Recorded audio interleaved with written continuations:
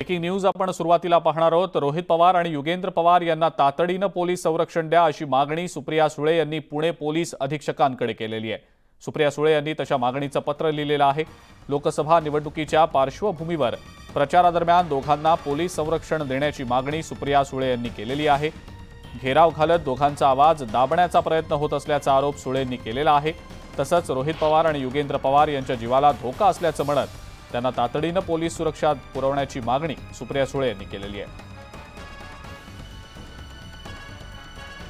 सुप्रिया सुळे यांनी पुणे पोलीस अधीक्षकांना तसं पत्र देखील लिहिलेलं आहे।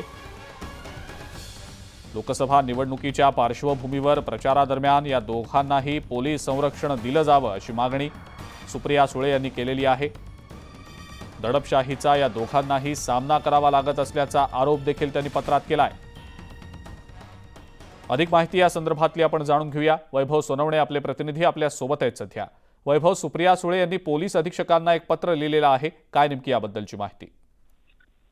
अजिंक्य, सुप्रिया सुळे यांच्या प्रचाराची धुरा जी आहे ती रोहित पवार आणि युगेंद्र पवार यांनी बारामती लोकसभा मतदारसंघामध्ये घेतलेली आहे। अनेक ठिकाणी हे दोघे जण वेगवेगळ्या भागांमध्ये जाऊन कोपरा सभा घेत आहेत किंवा सातत्यानं प्रचार जो आहे तो करतात।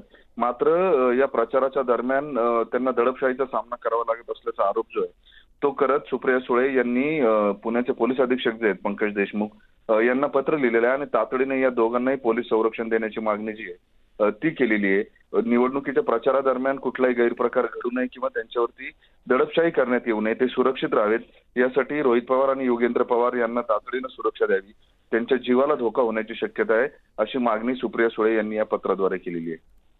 ठीक आहे वैभव, असेच आमच्या सोबत रहा। पुढची आणखीन एक महत्त्वाची बातमी आहे, त्याबद्दल देखील तुमच्याकडनं माहिती जाणून घ्यायची आहे।